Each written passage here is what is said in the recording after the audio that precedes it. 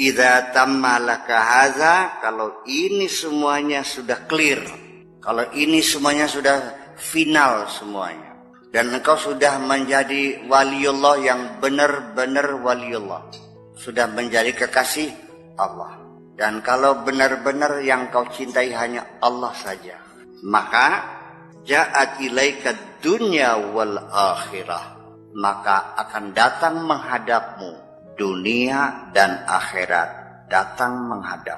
Khadimataini, akan siap menjadi pembantumu, menjadi bujangmu. Mangga siap perintahkan kami, siap laksanakan. Dunia akhirat menjadi babumu, datang memohon diberikan tugas. Min ghairi dararin, min ghairi tabain. Tidak usah dengan kerja keras, nggak usah berpayah-payah. Semuanya akan datang dengan licin semuanya. Ya memang dunia itu harus dihinakan kok. Kalau dunia kamu mulia-muliakan, dia akan menghinakan dirimu. Baru dunia akan memuliakan kamu kalau dunia sudah kau hinakan. Ya kalau dunia sudah kamu hinakan, kamu buang, dia akan menjerit, tolong manfaatkan aku. Semuanya akan datang dengan mudah, dengan cepat, dengan baik. Ya, akhirnya mah rezekine lancar, badannya sehat, bature ake, ambokane logro, penyakitnya langka.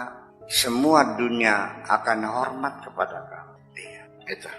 Utruk babal haqqi azza wa jalla wasbut ala babihi. Ketuklah pintu Tuhanmu, jangan bergerak. Tetaplah di depan pintu itu. Assalamualaikum, tok tok tok tok. Assalamualaikum, tok tok tok. Sampai kapan? Seterusnya sampai akhir hayatmu.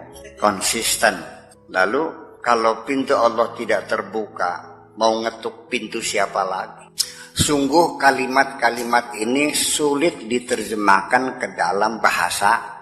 Fa innaka idza sabatta hunaka, kalau engkau tetap konsisten di sana, sabatta hunaka banat lakal khawatiru, baru akan menjadi terang benderang segala rasa dan pikiranmu semua. Baru bisa merasakan, baru bisa mengerti, baru bisa paham, baru kamu bisa memilah-milah mana yang benar, mana yang salah. Baru kamu bisa menyadari mana yang hak dan mana yang batil. Fata'rifu khatiran nafs, baru kamu bisa mengerti itu adalah dorongan nafsu.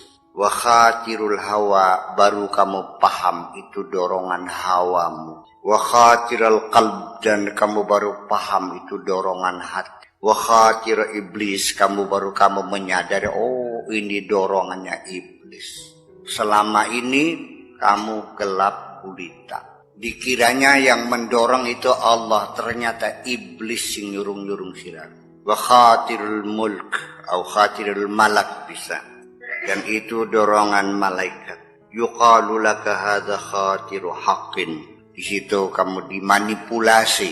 Ini adalah dorongan Tuhan. Ternyata itu hawa nafsumu sendiri. Ternyata itu yang nyuruh bukan Allah, iblismu sendiri. Ya karena selama ini kamu tidak punya detektor, tidak punya sensor. Kaedahnya kalau kebaikan pasti disuruh Allah, kalau kejahatan pasti disuruh oleh iblis. Ternyata diwolak-walik pikiran si kuning iblis. Ya, standarnya kamu hanya mengatakan bahwa kalau kebaikan itu pasti datangnya dari Allah, kalau kejahatan dari iblis. Dibolak-balik akalmu oleh iblis, tidak sadar.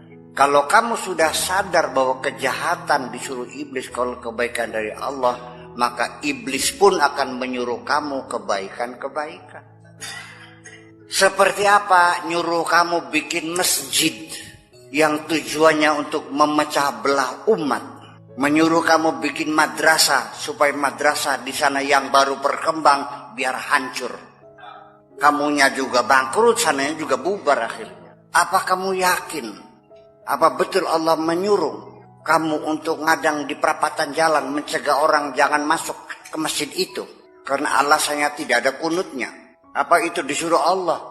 melarang orang sholat di masjid itu karena sholatnya nggak ada usolinya, nggak ada kunutnya. Allah tidak pernah menyuruh kamu berpecah belah. Setiap kamu terdorong untuk bertengkar, berpecah belah, pasti itu disuruh oleh iblis. Jadi seringkali orang menganggap disuruh Allah padahal disuruh iblis. Karena patokan duganya kalau iblis pasti nyuruhnya yang nggak benar kan gitu, menyuruh yang jelek. Ternyata tidak, iblis juga pakai strategi juga.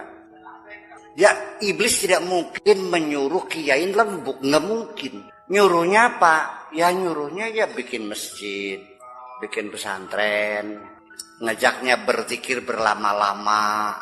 Ayo tekan jam 10 esok masih hilelo sampai rabine kelanti beli mangan, anaknya langkasing sekolah, bapaknya wiridan besi, kongkon siapa kun?